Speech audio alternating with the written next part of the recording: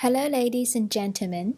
Have you ever experienced a situation of unable to shop for food regularly, in which you may worry about the diet being monotonous, and also wondering if the diet is nutritionally compromised or not? I'm going to have a sharing on ways to prepare nutritious meals with varieties, even though the chances of grocery shopping is limited. We will take the scenario of preparing 14 nutritious meals by shopping twice during the week as an example.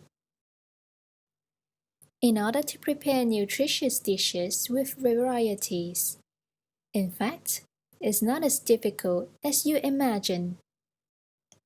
The key tip is to stock up various dried foods in the kitchen's cupboard. They include white fungi, shiitake mushrooms, black fungi, wood ears, and legumes. These dried foods are high in fiber content. Not only they add varieties into our diet, but also they are beneficial for our health. They are good alternatives for vegetables when you have no time to shop. We can also stock up some frozen foods in the freezer compartment. Some of you may inquire whether the frozen foods are as nutritious as the fresh foods or not. In fact, the nutrition value of frozen foods and fresh foods are similar. Therefore, we can stock up a certain amount of frozen foods in the home freezer, such as frozen mixed vegetables, frozen chicken stick, pork chop, as well as fish fillet. As a result, we do not need to worry about not having a balanced diet during the time where grocery shopping is not easy. Other than stocking some sort of staple foods in the home freezer or the kitchen's cupboard, it is important to plan ahead and utilize what we have for our meals. A 4-day menu planning is as follows. You can now see a 4-day menu. The food choices and the combination of each day's breakfast, lunch, and dinner are different. The menu consists of ingredients with different colors.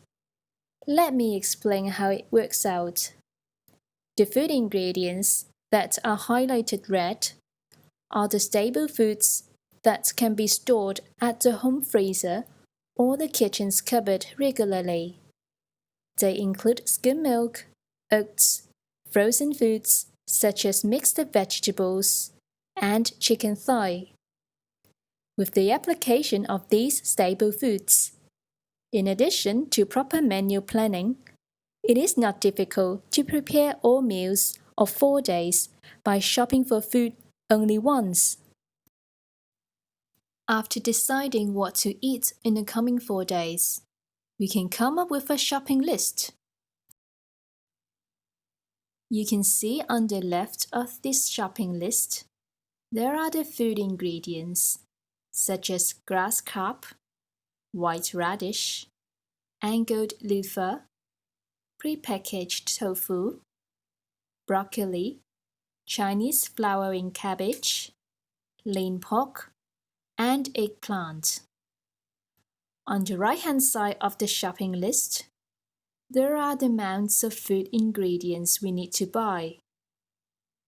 If you look closely to the shopping list, you may have discovered the amounts of food we require is easily purchasable in the grocery shop or the wet market. The advantage of creating a shopping list is that we are aware of what we intend to shop and how are we managing our meal combinations.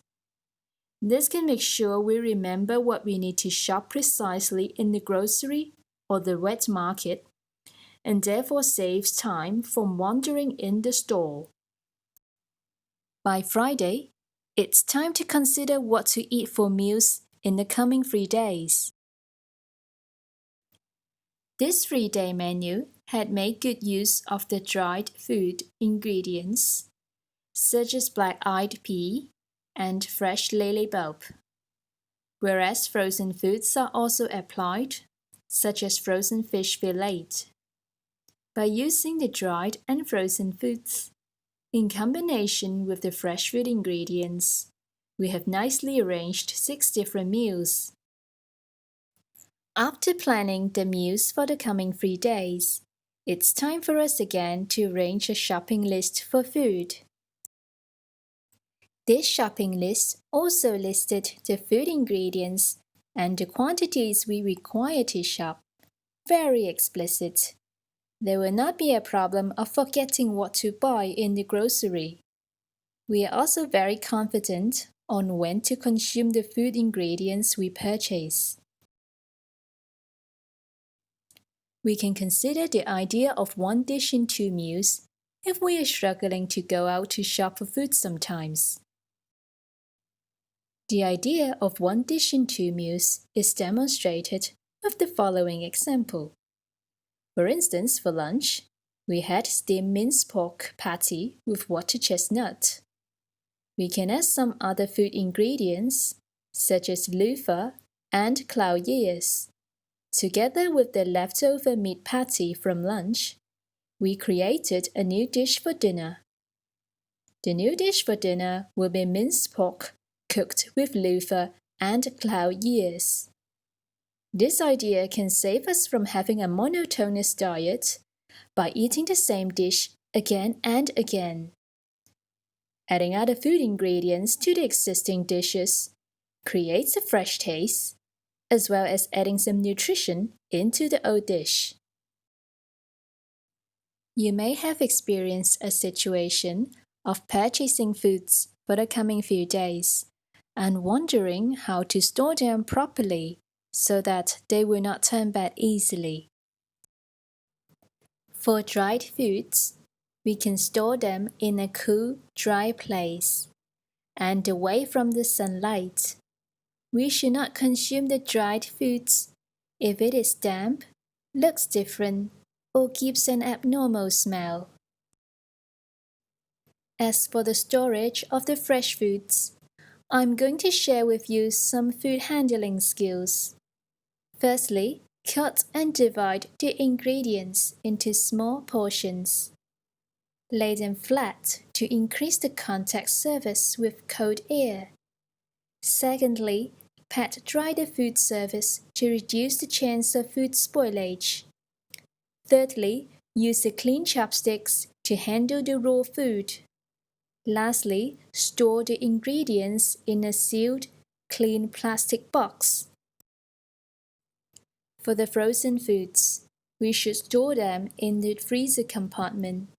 The temperature of the freezer compartment should be equal to or lower than -18 degrees Celsius. The frozen foods should be consumed before its use-by date. If there are many pieces of crushed ice inside the fruit package, it means that the food had been defrosted and refrozen. Bacterial overgrowth may have already taken place and therefore not safe for consumer consumption.